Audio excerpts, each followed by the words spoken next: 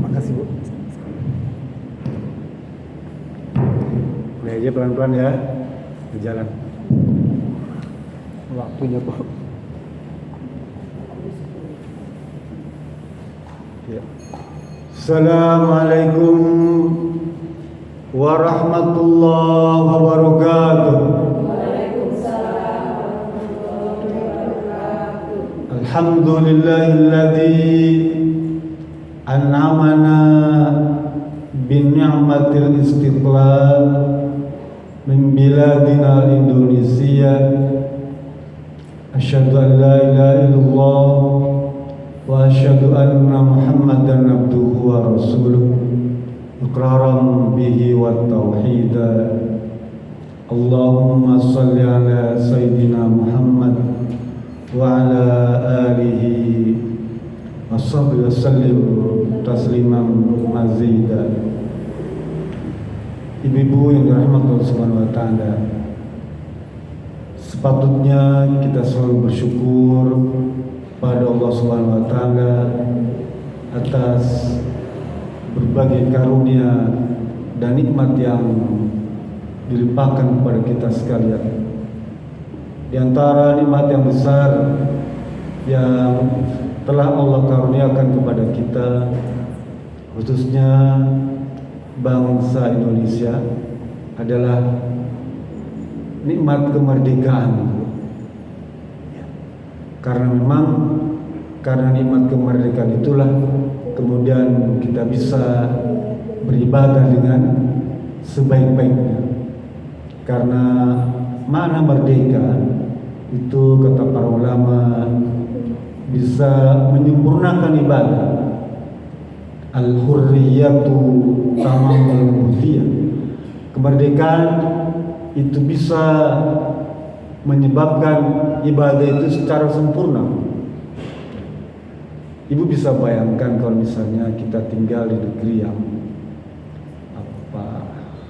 kisruh contohnya, atau yang sering terjadi kerusuhan, maka tidak akan mungkin kita bisa melaksanakan ibadah secara sempurna. Apalagi negeri-negeri yang sedang dijajah. Contoh sekarang sebut misalnya Palestina, negara yang sampai hari ini masih ada dalam cengkraman penjajah. Maka di sana untuk bisa melaksanakan pengajian semacam ini relatif agak susah. Untuk ibadah, ya pergi ke masjid misalnya, apalagi ke Masjid Aqsa, ya kita pengen sholat berjamaah di sana, rasanya sulit untuk bisa sholat dengan khusyuk dengan tenang. Ya. Itu contoh yang gampang. Oleh karena itu definisi kemerdekaan bisa mengantarkan ibadah yang sempurna itu betul. Dan wa haqiqatul ubudiyah tamamul huriyah, karena hakikat ibadah itu adalah kemerdekaan yang sempurna. Hakikat ibadah adalah merdeka. Merdeka. Kita memang ditakdirkan oleh Allah Subhanahu wa taala sejak lahir, ya. Masih dalam kandungan itu kita sudah berjanji bahwa kita hanya menyembah Allah saja. Maknanya apa? Kita merdeka dari penjajahan yang lain.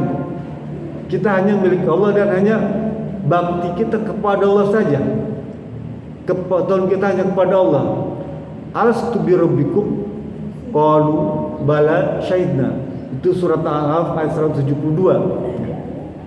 Tentang pernyataan kita bahwa kita adalah hanya menjadi hamba Allah dan hanya taat tunduk kepada Allah. Itulah maknanya kita merdeka. Tidak dijajah oleh yang lain. Jadi fitrah kita ini, ya, dasar kita ini adalah orang yang merdeka. Hanya dalam perjalanan, ya, dalam perjalanan hidup, ya, ada kemudian faktor-faktor lain yang membuat kita tidak taat pada Allah. Apa diantaranya? Setan, iblis menjajah kita, ya. Nafsu kita menjajah kita, ya. Kemudian kehidupan dunia menjajah kita, pemikiran kita menjajah kita, termasuk orang-orang yang tidak senang dengan Islam menjajah kita juga, ya. Tapi saya tidak akan cerita tentang peristiwa penjajahan. Saya akan cerita siang ini tentang kenapa banyak para istri menggugat cerai suaminya. Nah, itu tema kita hari ini. Ya, kita kenapa banyak para istri menggugat cerai suaminya. Nah, ini juga salah satu adalah fenomena yang terjadi sekarang ini, Bu, ya. Oleh itu kita di kampung komplek ini patut bersyukur pada Allah Subhanahu wa taala. Suasananya nyaman, tenang, tidak ada gonjang-ganjing rumah tangga yang ekstrim, maksud saya. Biasa-biasa sajalah kehidupan rumah tangga. Ya, itu yang patut kita syukuri. Kemudian soal serta salam juga tercurah kepada junjungan Nabi besar Muhammad SAW, keluarganya, para sahabatnya, dan semoga saja juga tercurah kepada kita sekalian selaku pengikut yang setia yang senantiasa menteladani sikap dan perilaku beliau serta menjadikan Al-Quran dan As-Sunnah sebagai rujukan sumber kehidupan kita. Ibu-ibu dirahmati Subhanahu wa taala. Dulu, ya, ada seorang sahabat Nabi yang bernama Thabit bin Qais, ya, Thabit bin Qais. Kemudian istrinya, ya, mengadu kepada Rasulullah. Istri Thabit bin Qais mengadu kepada Rasulullah SAW, namanya Ummu Jamilah, cantik. Lalu kata Ummu Jamilah, kata istri Qais bin Thabit, ya Rasulullah, sesungguhnya saya tidak ada rasa benci kepada suamiku, baik karena agamanya ataupun karena akhlaknya. Bagus, agamanya bagus, akhlaknya juga bagus, Thabit bin Qais, Pak. Tapi saya khawatir ya Rasulullah, khawatir saya tidak bisa syukur kepada Allah. Ya. Khawatir saya tidak bisa melaksanakan hukum-hukum Allah. Ya. Khawatir saya tidak bisa berbakti kepada suami saya. Saya khawatir tidak bisa melayani suami saya. Ya. Diceritakan pada hadis itu tentang kondisi suaminya itu dalam keadaan mungkin kurang nyaman bagi istrinya itu ya. Lalu kata Rasulullah SAW, ataruddina alaiha diqata. Kata Ummu Jamilah, "Naam." Lalu fa'amar Rasulullah ya, akbil hadiqatahu ya, fattolikha tatliqatan. Jadi datang pada Rasulullah SAW mengadukan suaminya. Lalu kata Rasulullah, "Wahai Mujamilah, apakah kamu punya mahar ladang kebun yang pernah diberikan suami kepadamu? Bisakah kamu memberikan itu kepada suamimu, kebun yang pernah diberikan kepadamu sebagai mahar itu?" Kata istrinya, "Iya, siap, saya akan memberikannya kepada suami saya." Kalau begitu, ya, Qais bin Sabit, terimalah pemberian istrimu itu berupa mahar kebun yang pernah kamu berikan itu, dan ceraikanlah dia. Kemudian Qais bin Sabit menceraikan istrinya. Peristiwa ini, Bu, diabadikan dalam surat Al-Baqarah ayat 229. Peristiwa tentang perceraian Qais bin Sabit ini diabadikan oleh Allah dalam surat Al-Baqarah ayat 229. Ya, kita baca 229. Ya.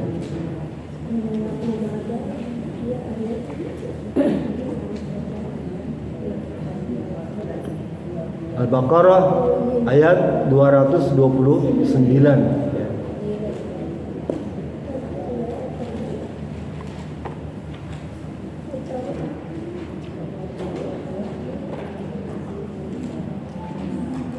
Tunggu semua. Kita pelan-pelan aja ngajinya ya, supaya ibu bisa paham tentang materi ini. Karena memang agak berat ya, tapi ya kan ini jadi fenomena, saya sampaikan juga. Ya. A'udzu billahi minasy syaithanir rajim.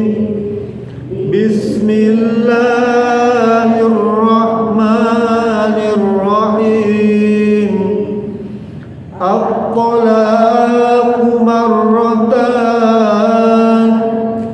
fa imsakum bima'rufin aw tasrihun bi ihsan wa la yahillu lakum an ta'khudhu mimma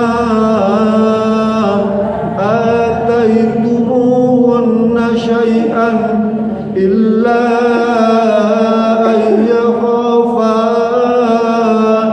alla yuqima hududallah fa in khiftum alla yuqima hududallah fala junaha alayhima fima iftadat bih tilka hududullah fala ta'taduha wa man yata'adda hududallahi fa ulaika humuz zalimun.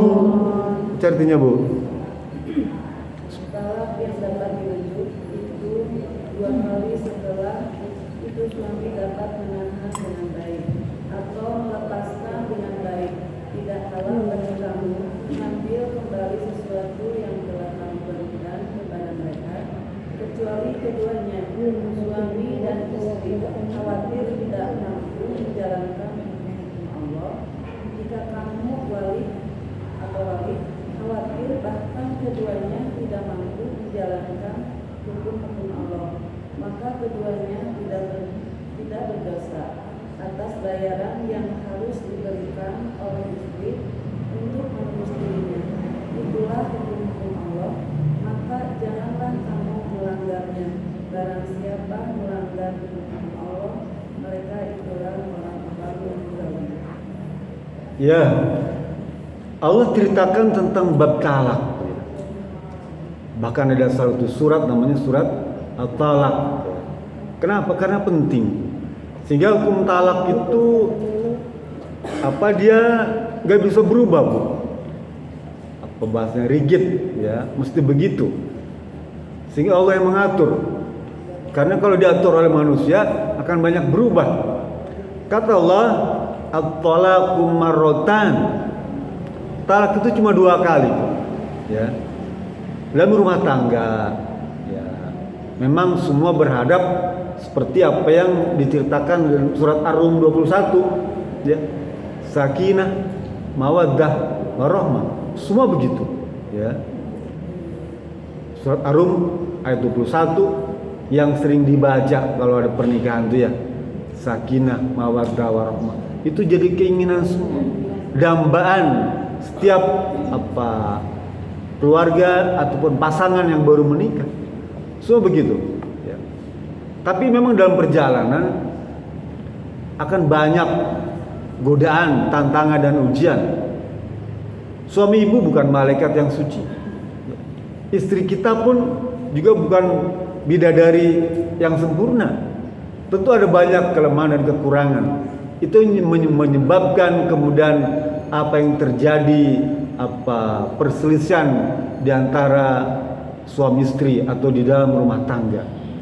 Kalau kita baca data statistik, ya, itu perceraian yang terjadi di negeri kita ini 73% atas dasar gugatan istri. Besar, Bu? Tidak. Kan kita selama ini menganggap suami yang menceraikan dia. Tidak. Ternyata lebih banyak gugatan yang datang dari istri.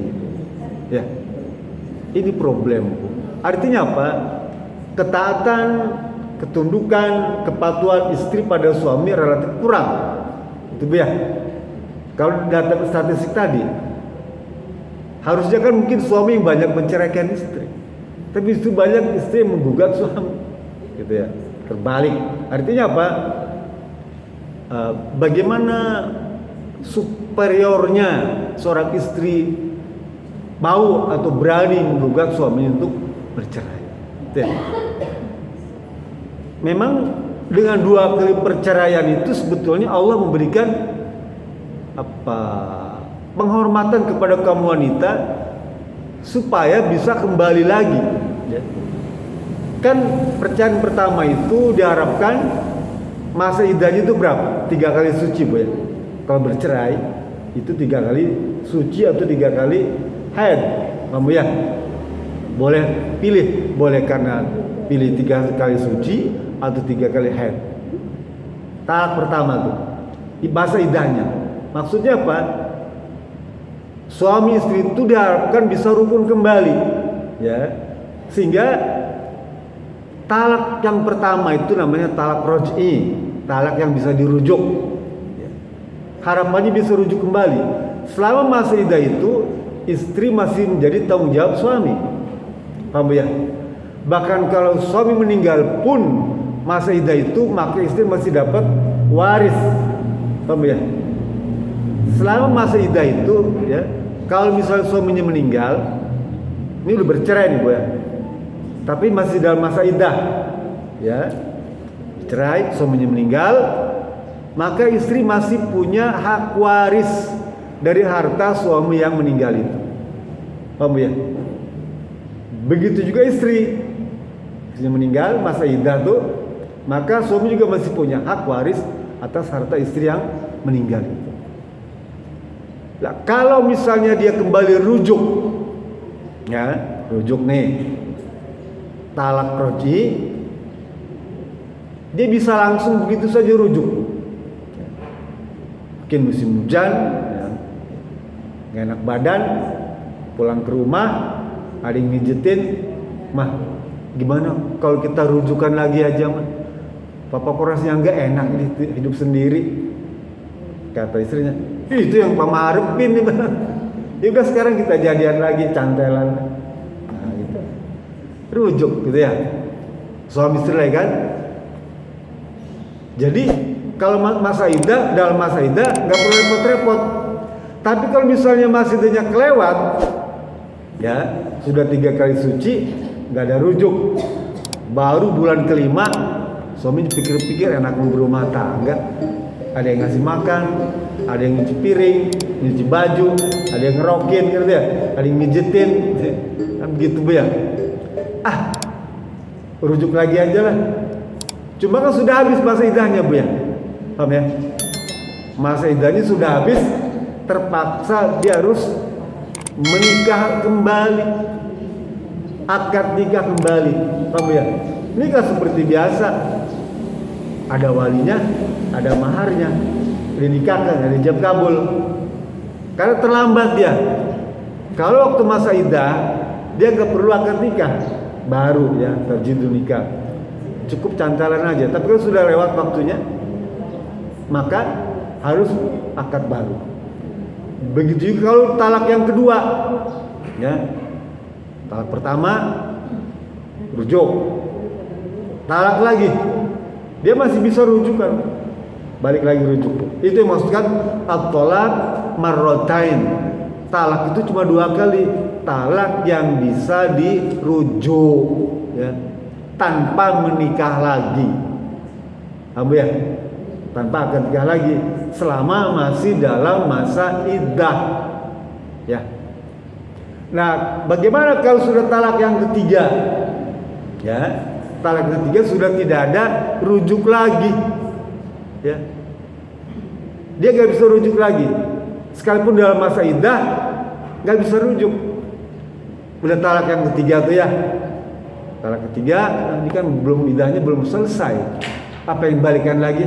Nggak bisa, nggak bisa, karena sudah 3 kali talak.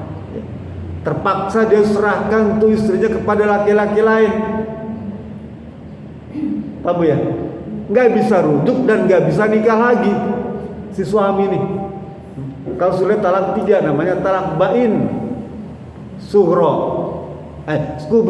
ya, talak bain kubro. Kalau yang masih bisa nikah lagi, talak bain sugro. Tapi kalau sudah 3 kali, ya 3 kali itu, maka dia tidak bisa menikah lagi dengan istrinya itu. Ini bentuk penghormatan kepada wanita, memberikan penalti hukuman kepada suami yang berani menalak sampai 3 kali. Paham ya? Rahasia di situ. Sehingga suami itu kelabakan kan, oh dosa nggak bisa balik lagi nih. Kepaksa harus pakai namanya muhallil, laki-laki lain dinikahkan dulu dengan perempuan itu. Kalau dia bercerai, baru boleh kawin lagi dengan suami yang pertama. Paham ya? Ya, rugi kan suaminya. Siapa suruh mentalak sampai 3 kali? Gitu ya. Lah itu apabila perkara itu datang dari suami, ya, talaknya itu. Sekarang bagaimana kalau misalnya gugatan cerai itu datang dari istri, ya? Ada 6 atau 8 penyebabnya, Bu. Kalau dalam undang-undang perkawinan nomor 1 tahun 74 itu ada 6 atau 8. 6 tambah kompilasi hukum Islam Indonesia 2 jadi 8, ya. Penyebab dibolehkannya seorang istri menggugat cerai suaminya. Paham ya? Saya bukan ngajarin gugat cerai, bukan.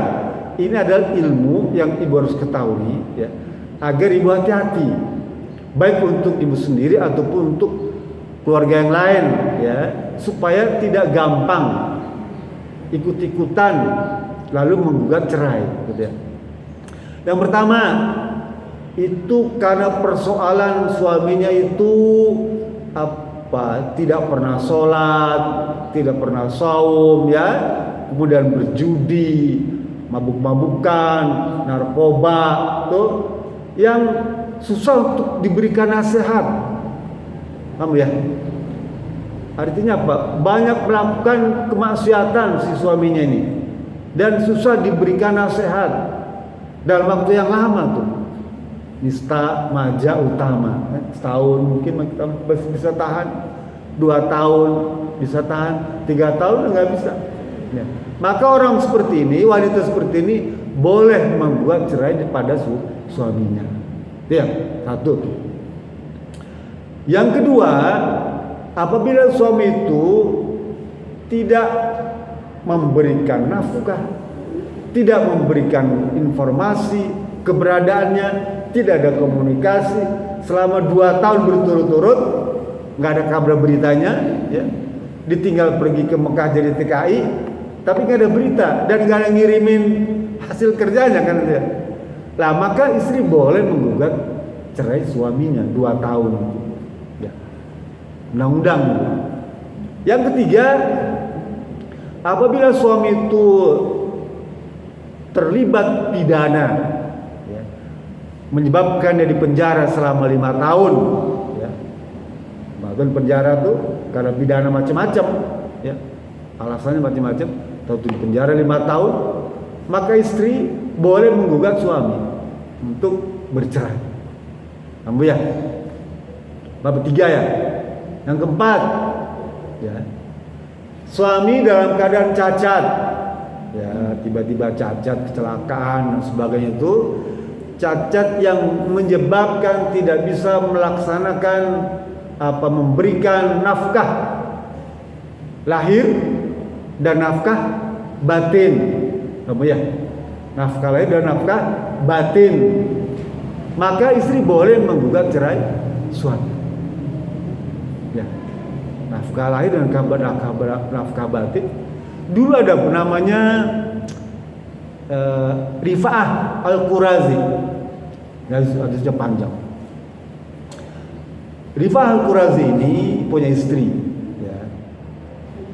Kemudian cerai. Nah, istrinya datang kepada Rasulullah. Ya Rasulullah, bilang, saya kan suami saya itu namanya Rifa'ah bin Qurazi. Saya bersama dia. Kemudian ternyata dia mentalak saya, Rasulullah. Ditalak. Talak dengan talak bain. Talak yang gak bisa dirujuk, ya. Talak yang tidak bisa dirujuk. Dulu Bu ya, talak itu berapapun yang diucapkan jatuhnya 1. Paham ya? Jadi saya talak kamu 3, tetap jatuhnya 1. Saya talak kamu 1000, jatuhnya 1. Pertamanya tuh. Tapi di zaman Umar bin Khattab, ya, maka ada fatwa baru. Kalau kita mentalak 3, maka jatuh talak 3. Paham ya? Di zaman Umar bin Khattab tuh. Kenapa? Karena sebelum Umar bin Khattab itu talak itu jadi mainan, ya. Istrinya ditalak 1, ya. Ntar begitu mau habis tuh 3 bulan, 3 kali suci mau habis, dia rujuk lagi, ya. Rujuk lagi, talak lagi. Begitu mau habis, rujuk lagi. Buat mainan tuh. Perempuan tuh buat mainan, gitu. Lalu kemudian kata Umar bin Khattab, kalau laki-laki mengucapkan talak 3, jatuh 3. Kalau mengucapkan talak 1000, jatuh talak 3. Ya, talak bain maksudnya. Mulanya seperti itu. Oleh karena itu, beberapa mazhab seperti Imam Syafi'i, kalau kita mentalak 3 sekaligus boleh. Kalau di pengadilan kita pun begitu. Kalau misalnya ibu menghendaki talak, suami menghendaki talak 3, bisa selesai. Tapi kalau mazhab Imam Ahmad, kita ngomong talak berapapun tetap jatuhnya talak 1. Paham ya? Nanti rujukan, talak lagi, talak 2. Rujukan, talak lagi, talak 3. Dia berurutan, ya. Itu kita boleh memilih, ya. Kembali. Lah istri Rifa'ah ini ngomong, ya Rasulullah, suami saya telah mentalak bain saya, talak yang tidak bisa dirujuk. Kemudian setelah itu saya menikah dengan, setelah masa iddahnya selesai ya, 3 kali suci, saya menikah dengan Abdurrahman Al-Qurazi. Nah itu ya, Al-Qurazi, Abdurrahman Al-Qurazi, menikah dengan dia. Tapi Rasulullah, ya, Abdurrahman bin Qurazi ini inna mahu min huzbah. Mohon maaf ya Rasulullah, Abdurrahman Qurazi ini dia seperti ujung kain. Huzbah itu ujung kain. Ujung kain ya, maksudnya gimana ya? Ini kalau ujung kain ini kan, kalau kain di sini tapal meja tuh, ujungnya melengkung kan, Ben? Ada nggak tapal meja yang ujungnya lurus kan? Nggak ada ya? Mesti melengkung kan? Jadi taplak meja itu ujung kainnya itu mesti melengkung, jatuh ke bawah. Paham ya? Hadisnya saya kagum dengan hadis ini. Tidak secara vulgar menyatakan bahwa suaminya itu tidak mampu. Paham ya? Jadi dari sisi apa? Nafkah batin, suaminya itu sudah tidak mampu, sehingga digambarkan seperti taplak meja yang melengkung. Gitu ya. Paham ya? Jadi hadis Rasulullah ini memang hebat ya. Dia tidak kalau apa menyatakan sesuatu tidak vulgar, tidak jorok, kan gitu ya. Kan ada suka jorok ya kalimat itu ya, tapi Rasulullah enggak. Ya. Ada juga guru-guru yang baik, yang arif, dia menerangkannya tidak dengan kata-kata yang jorok, kata-kata yang sopan. Islam tuh ngajarin gitu, Bu, ya. Bahkan dalam pembicaraan keseharian pun sebaiknya jangan mengucapkan kata-kata fahisyah, kata-kata jorok, kata-kata pornografi, kata-kata porno aksi. Kenapa? Kan Islam mengajarkan kita. Itu ya. Lah kata Rasulullah, apakah kamu memang mau kembali lagi rujuk dengan Rifa'ah? Nah, gitu ya. Kata dia, iya. Tapi apakah kamu sudah merasakan kesempurnaan kepuasan dengan suami yang baru? Kalau sudah, maka boleh kamu kembali menikah dengan suamimu yang pertama. Tuh. Maknanya apa? Maknanya muhalil tadi, Bu. Ya. Muhalil yang talaknya sudah 3, dia tidak boleh kawin lagi, harus ada penyelia. Gitu ya. Saya kembali ke ayat Al-Baqarah lagi, Bu ya. Lah kalau tentang Qais bin Sabit tadi, Bu, waktu Rasul tanya kepada istrinya, apakah masih ada mahar yang dulu pernah diberikan suami kepadamu itu? Masih ada, Rasulullah. Bisakah kamu memberikan mahar itu kepada suamimu? Siap, saya berikan. Ya, maharnya itu dikembalikan lagi kepada suaminya. Maka Rasul bilang, ya Sabit, ya Qais, ambil maharnya, ambil kebunnya, ceraikan dia. Artinya apa? Si istri menggugat suaminya untuk bercerai dengan syarat memberikan maharnya. Dikembalikan lagi maharnya itu ya. Apa namanya? Khulu. Nah, kita ini ngaji bab khulu. Bab gugat cerai. Bab khulu dalam bahasa ininya. Khulu itu melepaskan ikatan, melepaskan pernikahan, dilepas tuh. Syaratnya apa? Mengembalikan mahar yang pernah diberikan atau mengembalikan sebagian harta yang disepakati, ya. Boleh sejumlah mahar, boleh kurang, boleh lebih. Paham ya? Jadi kalau misalnya seorang istri, ya, menggugat cerai suaminya dengan alasan yang 6 tadi itu, tadi udah berapa? 6 berapa? 4 atau 5? 4. Yang kelima ini murtad, ya, murtad. Yang keenam, sering pertengkaran yang tidak ada habis-habisnya, ya. Selalu bertengkar, maka itu boleh menggugat cerai.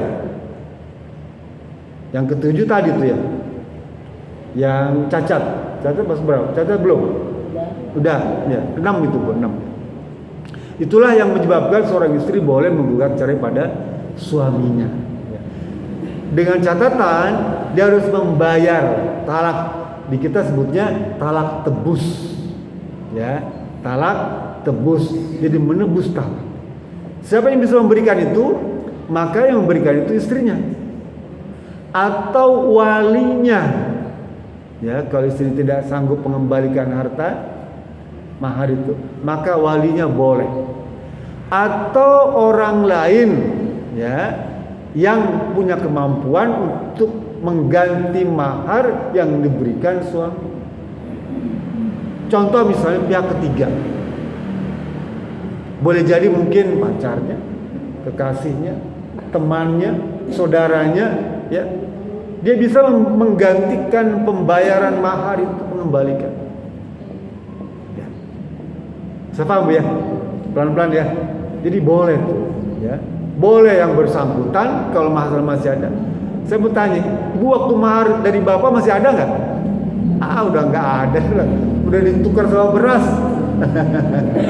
Iya, ditukar sama beras.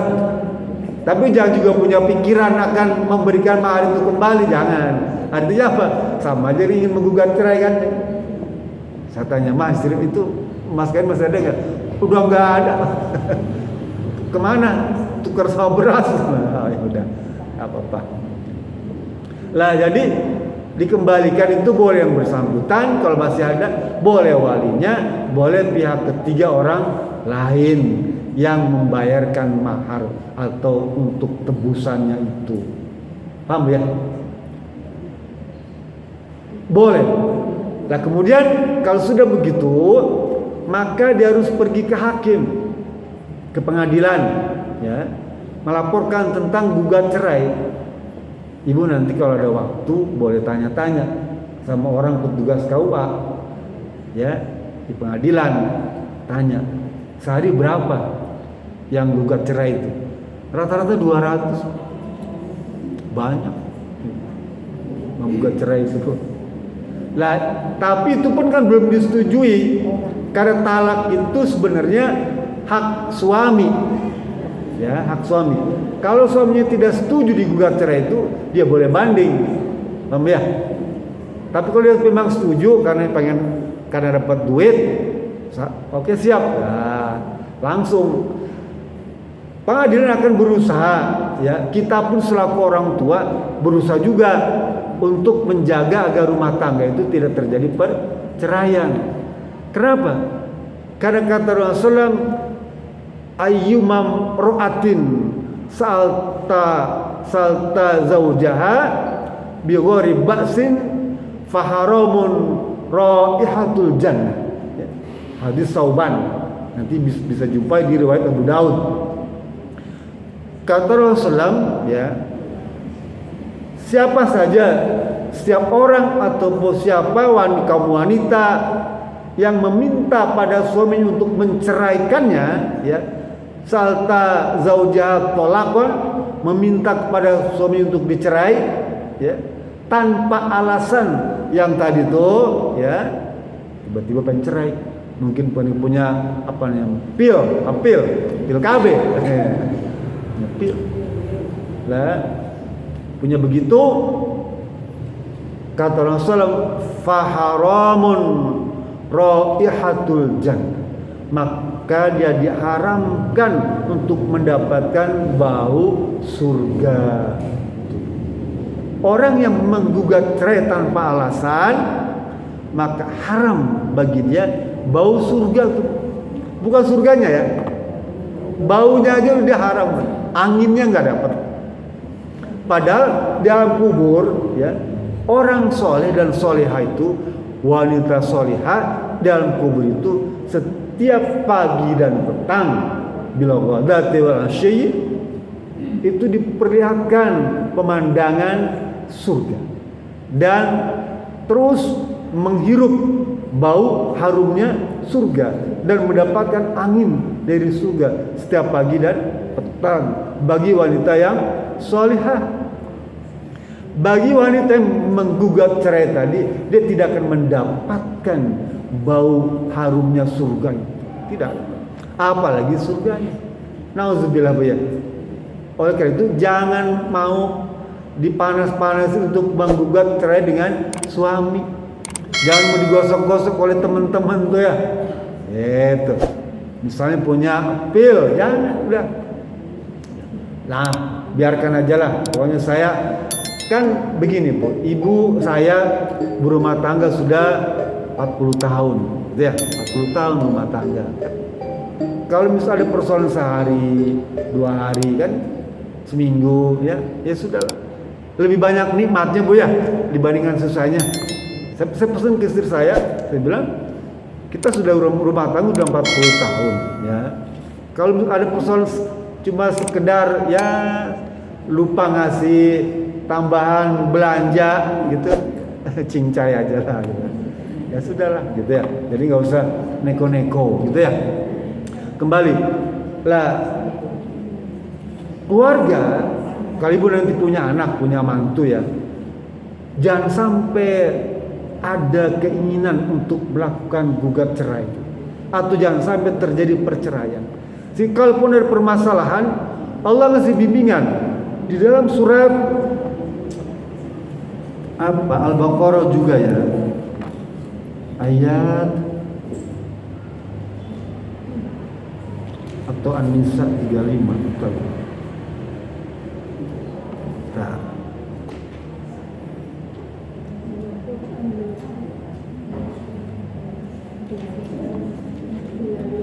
Surat An-Nisa ayat 35 ya, surat 4 ayat 35.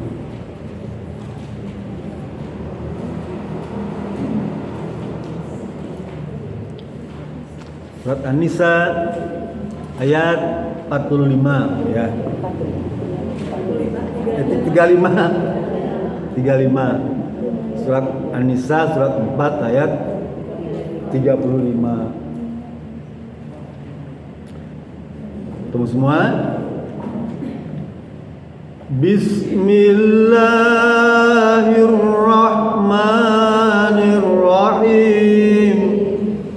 Wa in khiftum shiqaqa bainihima fab'asu hakaman min ahlihi wa hakaman min ahliha in yurida islahan yuwaffiqillahu bainahuma innallaha kana aliman khabira. Artinya Bu, dan jika kamu mengkhawatirkan ada persengketaan antara keduanya, maka kirimkan seorang hakam dari keluarga laki-laki dan seorang hakam dari keluarga perempuan. Jika kedua orang hakam itu bermaksud menegakkan perbaikan, niscaya Allah memberi taufik kepada suami istri itu. Sesungguhnya Allah Maha Mengetahui lagi Maha Mendengar. ya. Jika terjadi syikok itu pertengkaran. Kan rumah tangga ini juga nggak ada yang mulus-mulus Bu ya. Saya juga belum ketemu juga di rumah tangga mulus tuh. Sekalipun di kalangan ulama ya, tetap mesti ada lah gesekan. Wong kita lidah dengan gigi saja kadang-kadang lidah kegigit Bu ya. Pipi yang jauh, jarak yang jauh dengan gigi kegigit juga ya. Pipi sariawan kayaknya, lidah bengkak-bengkak kena kegigit, pipi juga kegigit, bibir kegigit tuh ya. Karena memang begitu, rumah tangga juga mesti ada ya. Mesti ada kegigit lah ya, macam-macam lah. Itu sehingga Allah terangkan di surat ini tentang penyelesaiannya. Artinya apa? Peristiwa itu pasti ada. Karena ayatnya ada, gitu ya. Syiqaq, pertengkaran ya. Sampai kadang-kadang ada perkelahian. Wah, dulu saya ada apa tuh? ASN ngontrak di rumah saya Bu di Jakarta. Itu mah yang namanya piring terbang saya baru tahu. Piring terbang, wah tengkar, sampai bonyok-bonyok istrinya dia, kasihan. Suami juga sampai berdarah-darah kena apa di pisau gitu ya, ngelawan kan istrinya.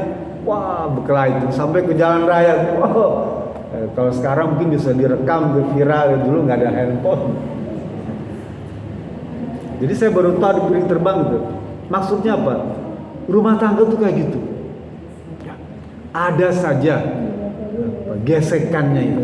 Ya, gesekan. Tapi itu jadi ini. Kalau kita sudah gesekan gitu kan senang. Kita baikan lagi. Wow, harmonis lagi kan gitu ya. Senang lagi. Marahan, baikan lagi. Beda Bu. Kalau orang jalan mulus saja kayaknya nggak ada ini, nggak ada gejolak itu, nggak seru juga ya. Tapi kalau habis marahan, kita ke mall, ajak ke mall. Cok, yang mana tuh? Oh capek keliling terus, naik di troli ya. Naik ya Maya, naik, dorong di tas troli. Dorong, senang. Jadi kalau misalnya terjadi syikok, jadi pertengkaran suami istri itu, usahakan ya panggil wali atau salah satu keluarga dari suaminya ya. Juga panggil salah satu anggota keluarga dari istrinya, musyawarah ya, bicarakan, jangan sampai jatuh pada perceraian. Ya kalau sudah dirundingkan kan ya nanti kita nasihatin lah dengan suaminya, kita nasihatin dengan istrinya. Kan mungkin tahu permasalahannya Bu ya. Apa sih masalahnya? Suami istri sampai bertengkar, sampai nyaris kepercayaan itu.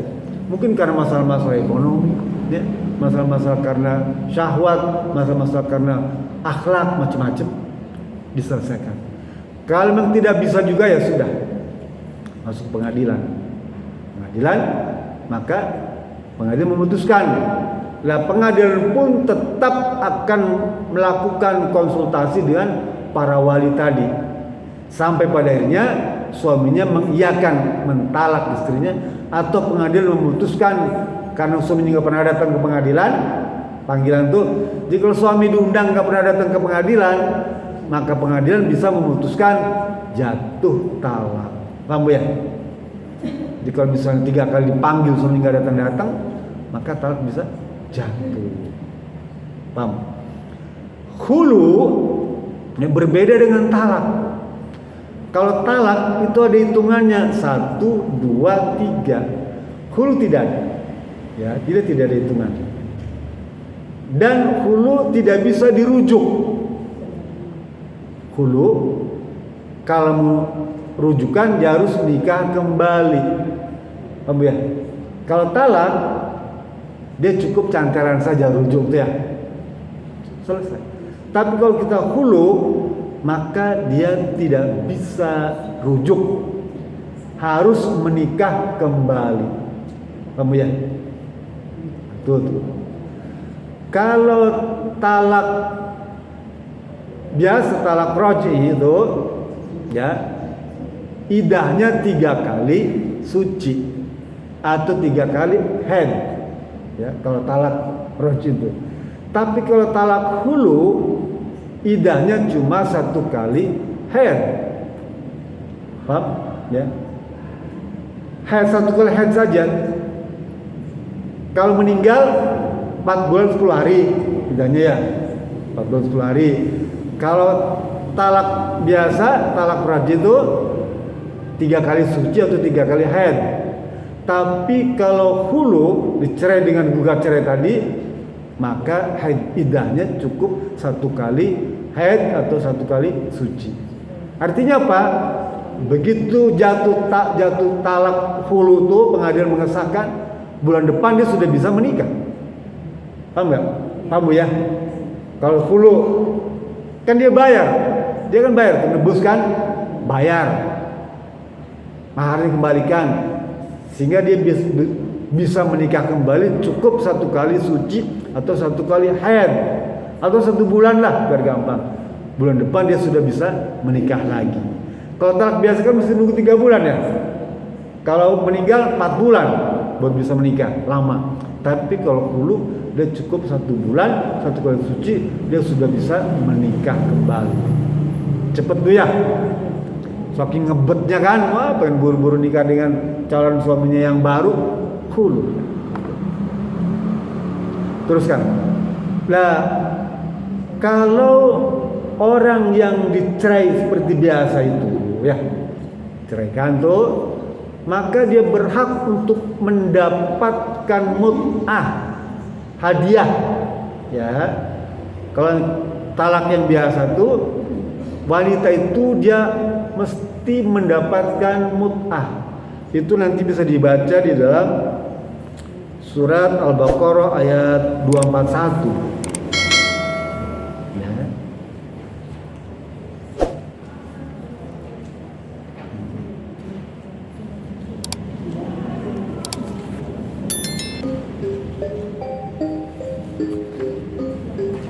Semua 241. Jadi setiap wanita yang dicerai, maka dia berhak mendapatkan mut'ah. Mut'ah itu pemberian hadiah, ya. Temu semua Al-Baqarah ayat 241 ya. Bismillahirrahmanirrahim. Walil mutallaqati mata'un bil ma'ruf haqqan 'alal muttaqin. Baca artinya, Bu. Dan bagi perempuan-perempuan yang diceraikan hendaklah diberi mut'ah menurut pada yang takut, sebagai suatu kewajiban bagi orang-orang bertakwa. Jadi kalau misal suami itu dianggap pengen disebut sebagai orang beriman, bertakwa, kalau dia menceraikan istrinya, maka dia harus memberikan mut'ah, hadiah, ya. Apa saja yang sepatutnya. Di samping dia juga mesti bertanggung jawab selama masa iddahnya. Nah, kan wanita yang dicerai selama masa iddahnya masih ditanggung oleh suami. Bahkan istrinya pun masih bisa mewarisi harta suaminya kalau meninggal dunia. Bahkan di pengadilan biasanya diputuskan bapak harus memberikan mut'ah setiap bulan, ya, sekian juta. Nah, selama 1 tahun. Pengadilan keputusan gitu, Bu. Sebagai uang belanja dan sebagainya diputuskan, itu maksudnya mut'ah, memberikan. Lah kalau pada hulu dia enggak. Ya, beda ya. Kalau hulu kan justru sebaliknya kan, istri yang memberikan kepada suaminya. Tapi kalau ini talak yang biasa, talak raji atau talak bain, maka suami harus memberikan mut'ah, memberikan apa, santunan lah, gitu, bekal agar memberikan kepercayaan diri sebagai bentuk penghormatan. Ini dirahmati Subhanahu wa taala. Syariat Islam termasuk hulu, tadi talak sudah, iddah sudah, penghormatan kepada wanita. Hulu pun sebenarnya memberikan penghormatan kepada wanita.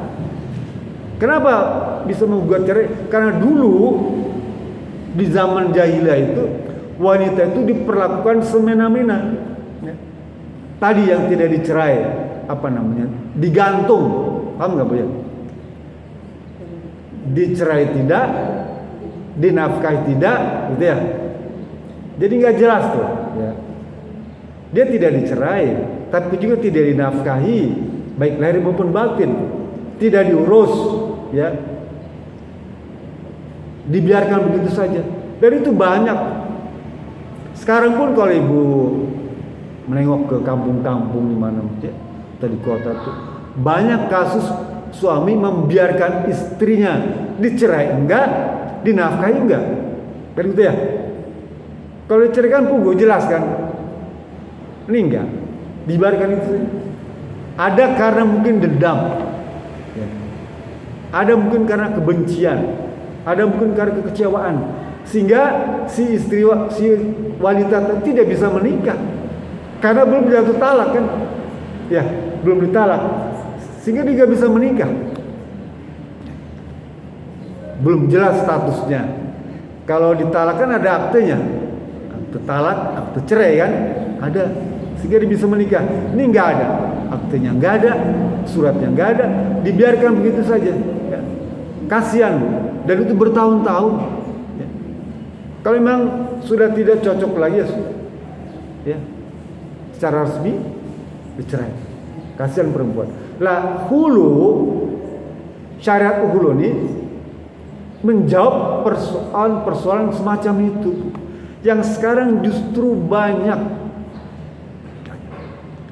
Dulu cuma senang menikahnya saja, awal-awal itu senang ya, berumah tangga itu.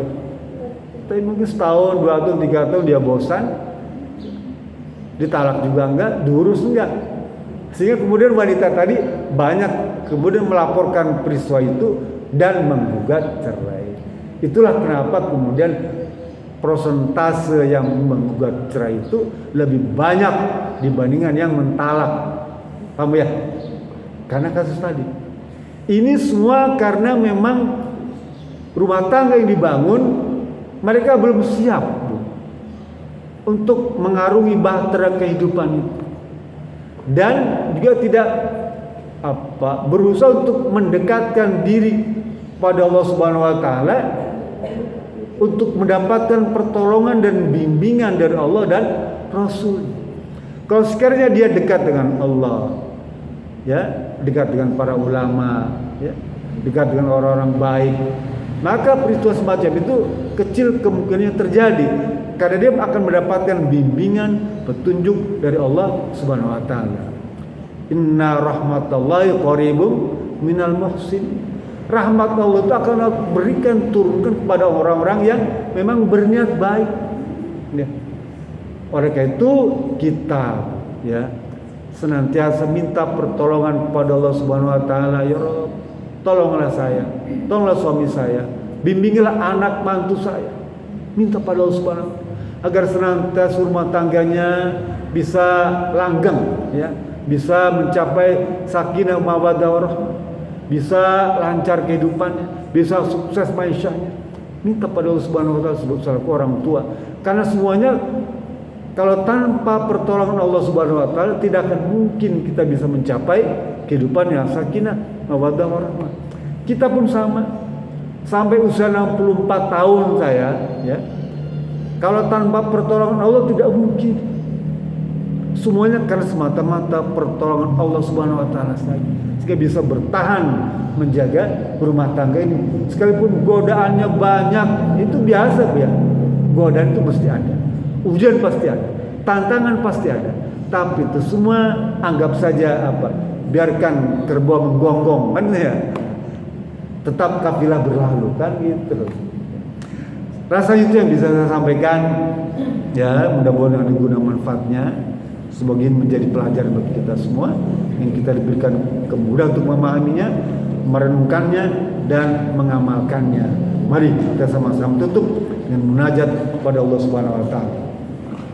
Ala hadhihi niyyah wa kulli niyatin salihah wa ila habibina wa syafina wa qarabina maulana sayyidina Muhammad sallallahu alaihi wasallam khususan majlis ta'lim muhajirin. Al-Fatihah. A'udzu billahi minasy syaithanir rajim. Bismillahirrahmanirrahim. Alhamdulillahi rabbil alamin. Ar-Rahmanir Rahim. Maliki yaumiddin. Iyyaka na'budu wa iyyaka nasta'in.